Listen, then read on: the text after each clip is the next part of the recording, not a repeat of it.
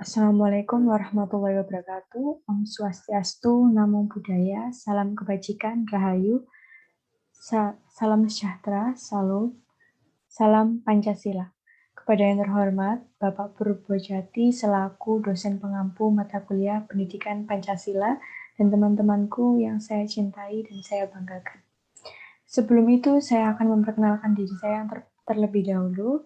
Nama saya Ocha Melila dengan NIM 21020214041 dari kelas 2021E.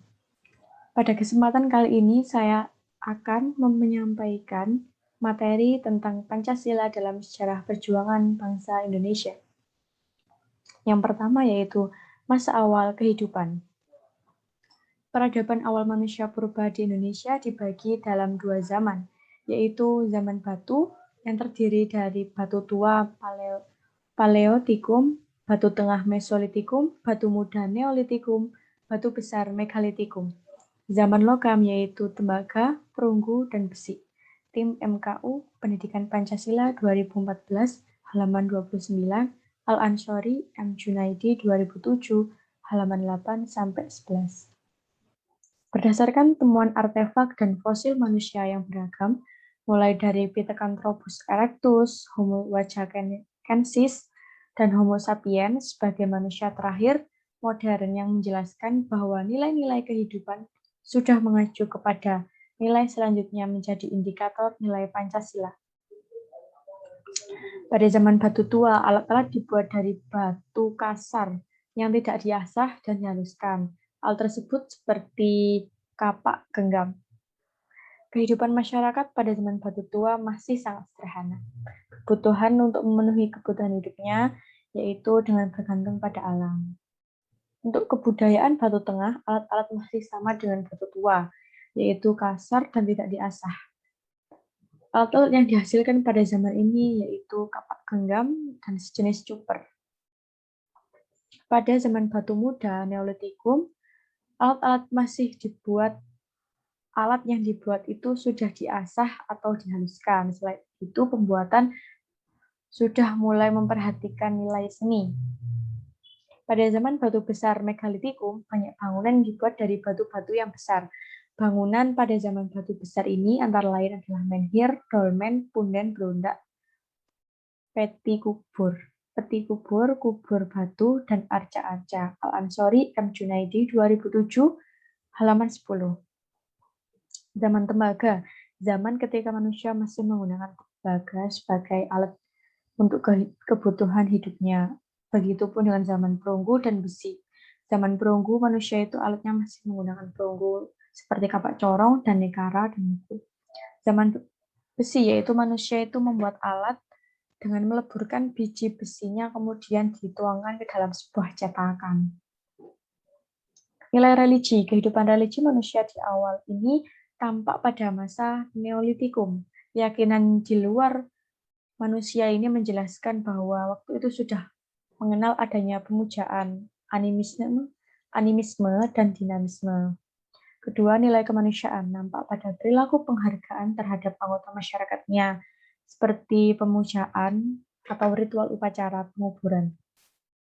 Nilai persatuannya yaitu seperti pola kehidupannya. Kaum pria mencari makanan, sedangkan yang kaum wanita menetap di gua dan membuat alat rumah tangga, serta menjaga anak-anaknya.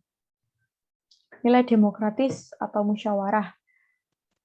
Kehidupan organisasi awal nampak dengan terbentuknya desa komunal. Sistem barter digunakan untuk saling memenuhi kebutuhan masing-masing. Dengan begitu terbentuknya ketataan suatu kepemimpinan berfungsi untuk memimpin di berbagai bidang seperti sosial, politik, dan keagamaan. Nilai 5, keadilan, yaitu kehidupan desa komunal membawa konsekuensi pada pola kehidupan untuk saling melengkapi, yaitu gotong royong. Yang kedua, masa kerajaan tradisional awal.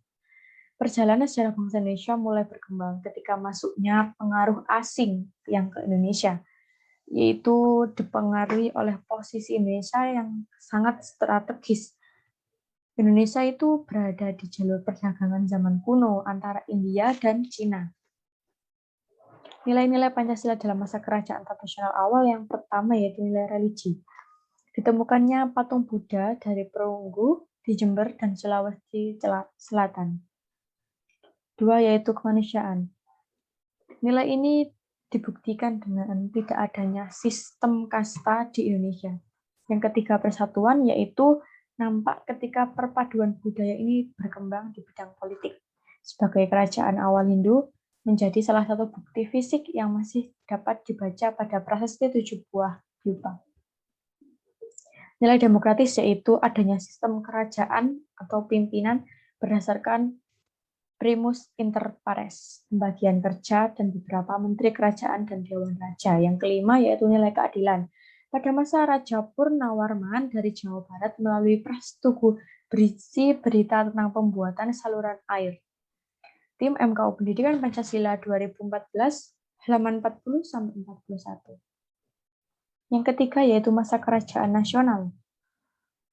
Masa kejayaan kerajaan Nusantara mulai dari kerajaan besar seperti Sriwijaya dan Majapahit. Yang pertama, kerajaan Sriwijaya. Nilai-nilai Pancasila pada masa kerajaan Sriwijaya yang pertama adalah nilai religi. Sriwijaya menjadi pusat perkembangan agama Buddha Mahayana terpenting di Asia Tenggara dan Asia Timur. Kedua, nilai kemanusiaan. Ajaran Buddha tidak mengenal sistem kasta. Nilai persatuan. Prasasti Talang Tuo berisi tentang pembangunan Taman Sri Krista atas perintah Punta Hyang Sri Jayanasa pada tanggal 23 Maret 684 Masehi. Yang keempat yaitu nilai demokratis. Terbukti bahwa Dewan Nagari menjadi wadah politik untuk memberikan nasihat kepada penguasa kerajaan. Yang kelima yaitu nilai keadilan. Sriwijaya berusaha memajukan kehidupan masyarakatnya melalui jalur niaga dan maritim yang bersifat insuler, interinsuler, dan internasional. 2. Kerajaan Majapahit. Nilai-nilai Pancasila pada masa kerajaan Majapahit ini yang pertama adalah nilai religi. Kehidupan keagamaan masa kejayaan Majapahit mengutamakan sistem toleransi yang sangat tinggi. Yang kedua, nilai kemanusiaan, kehidupan dan nilai kemanusiaan dengan diberikan kebebasan desa untuk berotonom. Yang ketiga yaitu nilai persatuan. Ini diawali saat Raden Wijaya meminta bantuan perlindungan kepada Arya Wiraraja untuk membuka hutan tarik. Kebersamaan orang-orang Tumapel dan masyarakat Madura ini bersatu dengan bala tentara Tartar dari Cina dan Mongol untuk menyerbu Jayakatwang.